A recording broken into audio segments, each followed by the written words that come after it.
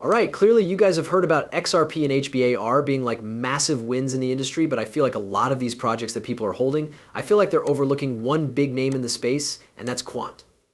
In addition to all of these other projects, Qnt and XRP are undoubtedly the focus of attention. Nonetheless, Qnt is the aim. Focusing on Qt is essential for everyone, and this is especially true if you possess XRP. This is going to be the topic of our conversation. Everyone is welcome to join us on the channel. This is Nick, my name. Those of you who are new to the channel, I hope that by the time you reach the conclusion of this video, you will have subscribed to the channel. Also, if you are not already following me on all of the social media platforms, guys, immediately go down to the description below and follow me on all of the social media platforms. This will allow you to stay up to speed on everything crypto related, and you will also be able to join the free Discord server. That Discord server has more than 6,000 users, an abundance of knowledge that is free of charge. What exactly are you folks holding out for? Now is the time to go and join it. Having said that, let's talk about a few topics that are important to you. JP Morgan provides an explanation on the 7th of May of this year regarding the reasons why it favors a unified ledger over a public blockchain for tokenization. In any case, JP Morgan is considering unified ledgers, but when it comes to public blockchains, they are completely forgetting that even with the unified ledger, public blockchains will be integrated into it. This is something that they are completely overlooking. In what way do we know this? The reason for this is quantification. You have it right. Despite the fact that we are looking at this, the Bank of International Settlements presented their idea of a unified ledger a year ago. This ledger would be able to accommodate tokenized deposits, digital assets, and money from the central bank all on the same network. When a shared tokenization infrastructure is utilized, the requirement for transaction messaging and associated operations is eliminated, while also providing support for programmability. Oh, I see. All right, I find this to be quite intriguing. Therefore, when we take a look at this, despite the fact that it is a unified ledger, such as, for instance, RLN, which is a regulated liability network, Project, InBridge, or even Singapore's Global Tier 1, what everyone is missing here is the manner in which public blockchains actually function within these unified ledgers. There are silos within these unified ledgers. They are walled gardens that still require a bridge to be built to other networks, other currencies that are connected to other networks, and it seems as though all of this is adding to the fragmentation of the system. Therefore, while we are considering that, let's go over to this post that was written by Qnt Network. When compared to the introduction of the smartphone, the introduction of a unified programmable ledger has the potential to unleash a wave of innovation in the realm of payments and money. This individual is Augustin Carsons, who serves as the general manager of the BIs. We move over here where we have the BI's chief floats and the unified programmable ledger to accelerate the adoption of innovative payment methods. There is the Bank for International Settlements. BIs and central banks are working on generating innovations such as CBDCs and tokenized assets. I went and summarized this with ChatGPT. In a speech that Karsten delivered at the Monetary Authority of Singapore, he emphasized the importance of a single ledger in order to properly capitalize on the theoretical potential of these technologies. As we consider this, let's pause for a moment and think about tokenized assets and CBDCs. If CBDCs and tokenized assets are going to be distributed on other networks, distributed ledger technologies, DLTs, and blockchains, and they are going to be plugged into the unified ledger, then you will have public blockchains being plugged into this unified ledger. According to JP Morgan, the company is actually incorrect in its assertion that it favors a unified ledger. Although it is possible that they are constructing on a unified ledger or tokenizing on the unified ledger, the fact remains that it will be tokenized on a blockchain and it will be conducted on some kind of blockchain.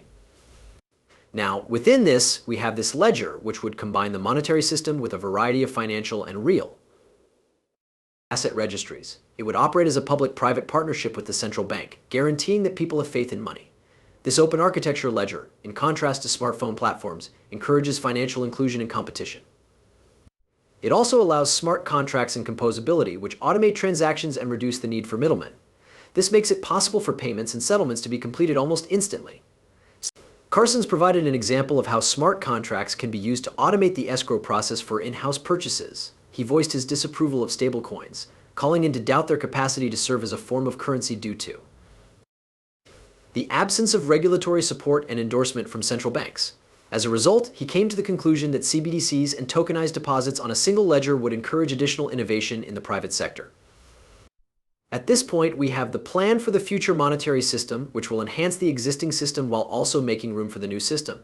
Also, this was from June of 2023, which is when we have the most important takeaways here. The process of tokenizing assets and money possesses a great deal of promise, but up to this point, efforts have been carried out in isolation, without access to the funds provided by the central bank or the basis of trust that it offers. By merging central bank money, tokenized deposits, and tokenized assets on a programmable platform, a new type of financial market infrastructure known as a unified ledger has the potential to fully capitalize on the benefits that tokenization offers.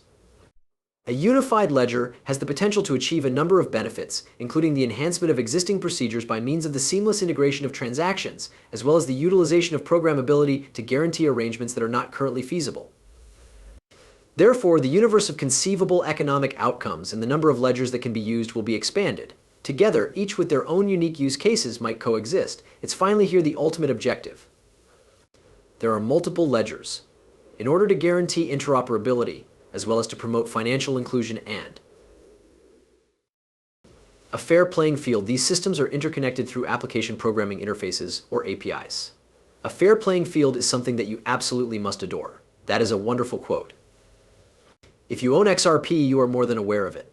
This brings us to that which lies ahead for the monetary system. With that being said, this is essentially the Finternet. The month in question was November 2023. It is important to note that they did not make a significant amount of reference to the Finternet at this time. It was not a complete and total thing. Recently, the BIs provided us with the Finternet. Nevertheless, this was the future monetary system that was brought from the vision to the actuality stage. As a result, this completely dismantles it.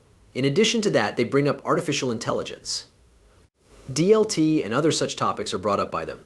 In the context of international financial transactions and other such matters, they completely disrupt connectivity. With that being said, the most important thing that I really wanted to take away from this entire essay, the entire breakdown of this, is the fact that they were still concentrating their efforts entirely on CBDCs. In this particular instance, CBDCs are the focus, particularly in relation to the regulated liability network, which serves as a proof of concept. It is at this point where Qnt comes into play. These two companies, R3 and Qnt, were chosen to be the technology suppliers for the regulated liability network in the United Kingdom back in April of 2011. There are a number of highly well-known companies involved in this endeavor, including Citi, Barclays, HSBC, and others. By the way, a few of these names are already leveraging the technology that Ripple provides. However, the most important thing to concentrate on is not so much, all right, let's connect the dots here to other players. No, to add insult to injury, let's actually break down how all of this will function for players such as the XRP ledger, Hedera, and so on. It is impossible for all of this to be a walled garden. Because it cannot be a closed space, it is impossible to shut it off. In order to connect, we still require everything. Over here, we have the requirement for a neutral asset, an XRP, and the XRP ledger from David Schwartz. However, the XRP ledger is not capable of managing all of the payments that occur throughout the world, but XRP has the potential to serve as the hub, or the backbone that offers the quick international settlement price, or a piece. I apologize. For this, a huge thank you goes out to XRP drops. There can't be just one network involved. Rather of being based on walls, it must be based on bridges. One more time, walled gardens are not going to be successful. In point of fact, each and every time a walled garden has attempted to be installed, it has been unsuccessful. Within the context of public networks, Qnt is an excellent tool for facilitating interoperability between central banks, often known as closed gardens. Because of this, when we even consider the unified ledger, the only way that this unified ledger is going to function properly is if it is interconnected with the public sector, with public networks, distributed ledger technologies, and other similar platforms.